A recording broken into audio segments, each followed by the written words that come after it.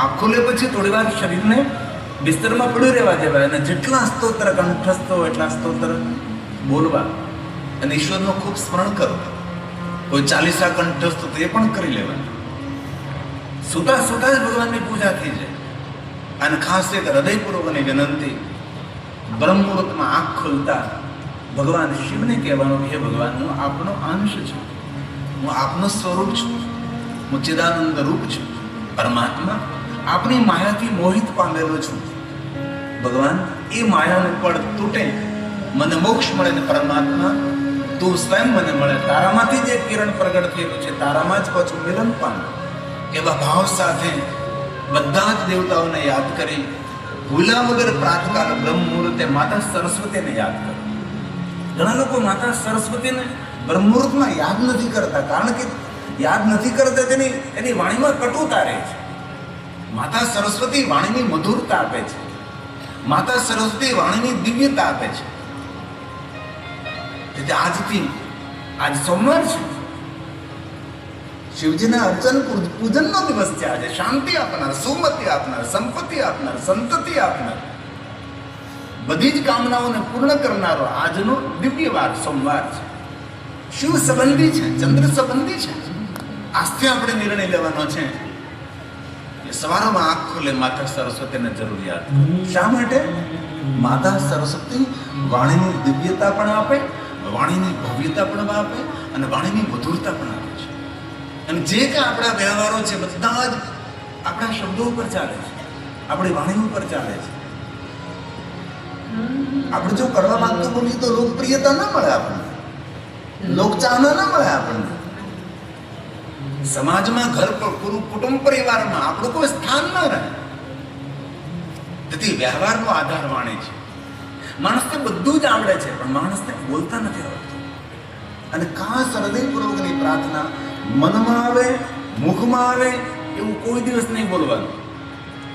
એક શબ્દ બોલો એ પહેલા 1000 વાર વિચાર કરવાનો, મારા શબ્દોનો કેવો પ્રભાવ પડશે, કેવી વાણી હું બોલી રહ્યો છું.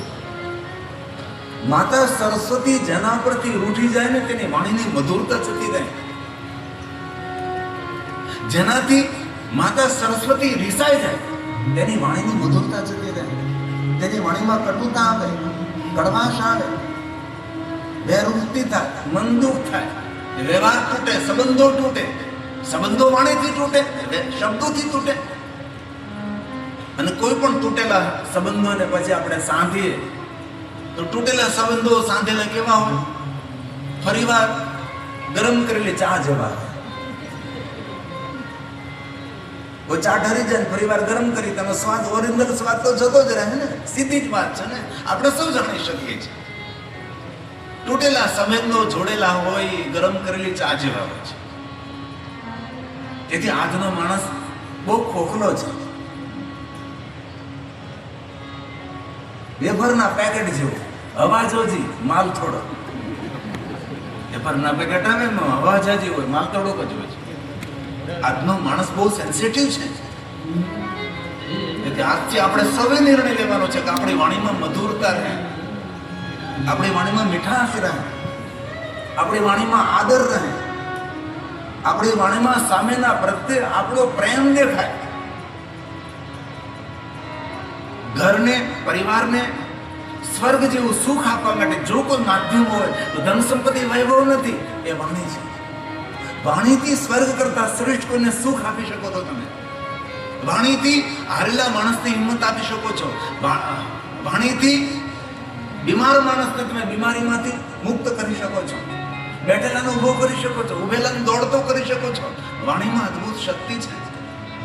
તો વાણીની દેવી કોણ છે? માતા સરસ્વતી છે. તેથી આજથી જેટલા ભાઈઓ, બહેનો, વડીલો, બાળકો બેઠા છે, સૌએ નિર્ણય લેવાનો છે કે સવારમાં મારી આંખ ખોલે એટલે માતા સરસ્વતીનું હૃદયથી યાદ કરે છે, માં મારી વાણીમાં મધુરતા આપજો, મારી વાણીમાં પવિત્રતા આપજો, મારી વાણીમાં પ્રેમ આપજો, મારી વાણીમાં આદર આપજો. એકવાર માં સરસ્વતી રૂઠી ગઈ, તમારે ગમે એટલું સારું બોલવું છે તો પણ એ કડવું જ લાગે. આપણું બોલેલું બીજાને ગમે જ નહીં, કારણ કે માતા સરસ્વતી આપણાથી રૂઠી છે. અને એક વસ્તુ કહેતા ખૂબ આનંદ થાય, માતા સરસ્વતી મહાદેવના પરમ ભક્ત છે. માતા સરસ્વતી અને ઈષ્ટદેવ મહાદેવ છે. મેં ઘણી વાર આ કથામાં વાત કરી, કોઈ સરસ પ્રવચન કરતો હોય તો આપણે એમ કહીએ કે એને જીવા પર માતા સરસ્વતી છે. મનીષભાઈ આપણે બોલે તો એટલું પરફેક્ટ ને સુંદર, એક શબ્દ પણ આખો પાછો ન થાય, તેની કાળજી સાથે એ પ્રવચન કરે તો આપણે શું કહીએ, ભાઈ મનીષભાઈની જીવા પર માતા સરસ્વતી છે, એને સરસ્વતી વરેલી છે. કોઈ સરસ કોઈ ગાયન કરતો હોય, ગાતો હોય કોઈ, તો આપણે એમ કહીએ કે સુંદર મજાનું ગાઈ શકે છે તો એના કંઠમાં માતા સરસ્વતી છે. તો સુંદર પ્રવચન કરે તેની જીવા પર માતા સરસ્વતી હોય, સુંદર કોઈ ગાયક હોય એના કંઠમાં માતા સરસ્વતી હોય, તો માતા સરસ્વતીની જીવા પર કોણ? માતા સરસ્વતીના કંઠમાં કોણ? એ આપણા મહાદેવ છે, એ શંકર ભગવાન છે, જેના કંઠમાં સ્વયં શિવ નિવાસ કરે છે, જેની જીવા પર સ્વયં મહાદેવ નિવાસ કરે છે. એ માતા સરસ્વતી મહાદેવના ભક્ત છે.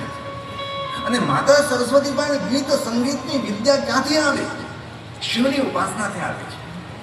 અને શિવ એક એવા દેવ છે, દરેક પ્રકારની વિદ્યાઓનું દાન, શાસ્ત્ર વિદ્યા, શસ્ત્ર વિદ્યા, દરેક વિદ્યાઓનું દાન કરનારા મહાદેવ છે. અને મહાદેવ એવા એક સમર્થ દેવ છે, વિશ્વના દરેક વરદાનો આપવાને સામર્થ્ય ધરાવનારા ભગવાન શિવ છે.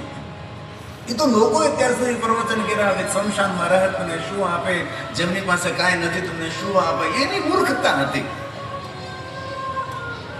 બાકી શિવજી આપે એવું કોઈ દેવતાઓ પણ વરદાન આપી ન શકે, એવા મહાદેવ છે. તેથી ફરી કહું છું, સોમવારના દિવસે દિવ્ય ધામની કથા નિમિત્તે યાદ રાખવાનું છે, સવારમાં બ્રહ્મ મુહૂર્તમાં માતા સરસ્વતીને રોજ યાદ કરો.